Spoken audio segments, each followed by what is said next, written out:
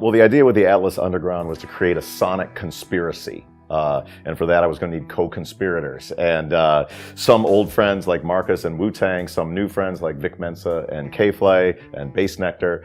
But the idea, I had pretty lofty ambitions for this record, and it was to create a new genre of music.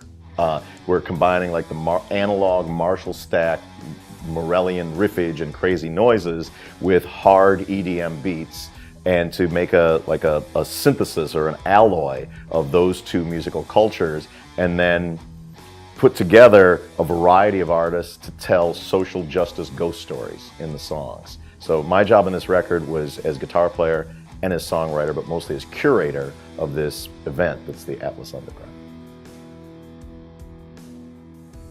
To be able to be in a band, to be in bands with my favorite frontman of all time is really, I think it's a crazy blessing to be able to do that. And you know, from the earliest days of, Rage didn't make records very often. It was not a prolific band. And so in the 4 years between each record, I would have this time to reach out to, I was able to do a song with Johnny Cash, able to do songs with, from Sepultura to Pete Seeger and to Run DMC, and all of those experiences have informed my playing and what I do. But with the Atlas Underground record, I thought, I've played on so many people's records. I want to curate an experience that's not random like that. It's not just sort of my shredding solo on your song. I want something that's going to feel like a real artistic whole. Prophets of Rage were a response to the electoral emergency of 2016 and the rise of Trumpism. And really there was one moment where I saw on CNN on the Cryon scroll, it said, Donald Trump rages against the machine. Like, oh hell no, you don't get that, that's not yours. And so I did what any self-respecting protester would do in 2016, and I tweeted about it. I showed all them, and I realized this is not something you can tweet about. We had to bring out the big guns. So I called up Tim and Brad, I called up Chuck, a little later called up Be Real. I'm like, we've got to mobilize. The world is going to hell. People are so pissed at what they see in the world that they're willing to vote for Donald Trump. We need to provide an alternative. You should be pissed. The world is going to hell, but the answer is not racism. The problem is not Muslims. It's not Mexicans. It's a system that is destroying the planet, and we want an alternate point of view to be put forward and to have the message firmly be in the mosh pit. The first question was, how are you going to play? And so I sat long and hard and looked at how do we make this glass that's half full rather than glass that's half empty?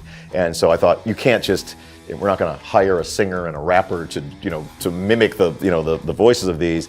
And instead, the idea was to curate an immersive artistic experience that bears little resemblance to a rock show, where Sean Evans, who designed the Roger Waters Wall tour and the Us and Them tour, is designing the show with me to make it something that's unlike any experience you have of going to a show, where it will have the music. There may be, some of the collaborators may come and go, but it's going to be not going to be dependent on them. And the idea was you're not going to miss the fact that nobody's there, that the Wu-Tang are not there on that particular night, because there's going to be so much crazy shit going on that you've never seen in a room where there's rock music being played before.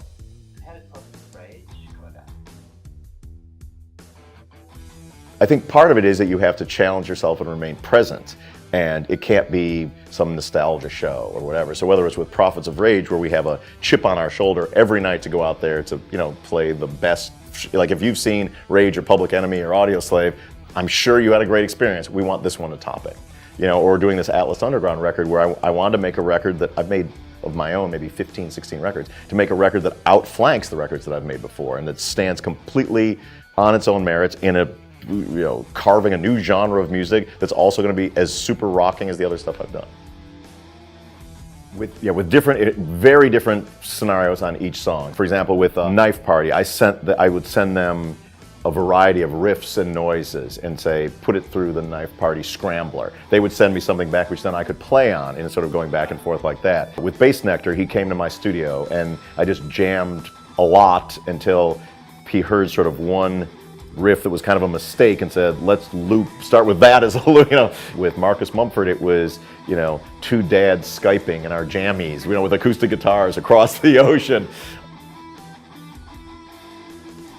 While Hendrix, I acknowledge, is the greatest guitar player, rock and roll guitar player of all time, I shied away from Hendrix as a kid because I was like a black rock and roll guitar player, so everybody who you ever run into says, "Play Foxy Lady, dude," and you're like, I like Randy Rhoads too, man. I like the Sex Pistols too, so can I play that as well? But for me, Randy Rhoads was like the guy, that was Ozzy Osbourne's guitar player. That was the poster on my wall when I practiced 8 hours a day, because he identified first as a musician and second as a rock star, and that really appealed to me. Like, I wanted to be a musician, and I didn't, like, while I loved AC/DC and I loved Kiss, it's like a lot of sort of their thing was the rock. It was like the rock thing as opposed to like my great uncle played with the Chicago Symphony Orchestra for 40 years as a violin player, and I always admired like that. Like, he practiced 8 hours a day. I'm like, if you're a musician, you practice 8 hours a day because you want to be really good at what you do. Though I love, jumping around on stage too. Don't get me wrong. Don't get me wrong.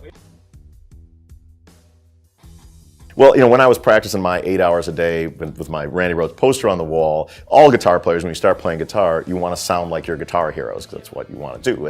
And it was early in the earliest days of Rage Against the Machine, where we were playing a show in the Valley at some community college, where there were 3 bands on the bill. In the other 2 bands, there were super shredding guitar players. They were like really facile on the instrument, had tremendous technique, and it's like a crappy gig. And I just thought to myself, this gig doesn't need a third one of those guys. Like, I can do that too, but what's the point if it's like a hamster wheel that we're all running in?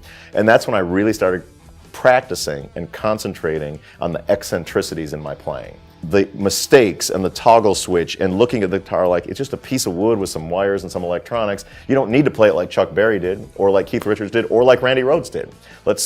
I'm the DJ in this band. Let's try to play it like Dr. Dre plays it. And so I try to emulate, from Barnyard Animals to DJ scratching, and it just made me think of the instrument in an entirely different way, which made a sound that was my own. Now, I wasn't building guitar components. I had this I paid a lot of money for a really crappy guitar, and then I dismantled it through the years, and stopped around 1989, and that's the main guitar that I play at every show and everything. Yeah. It's like this is kind of like from the island of misfit toys. It's like I just gave up and said, "Oh, this is going to be my guitar. I'm going to stop thinking about what the guitar is and start writing music with this guitar." I would have made 2 records a year. It's just different bands have different momentums and chemistry, and it was harder to figure. Like, I think we made an Audioslave record a year when Rage, went away in 2000. Since then, I think I've made maybe 14 records. I like to make the music. Hello, I'm Tom Morello. Thanks for watching Tone Deaf. Boom.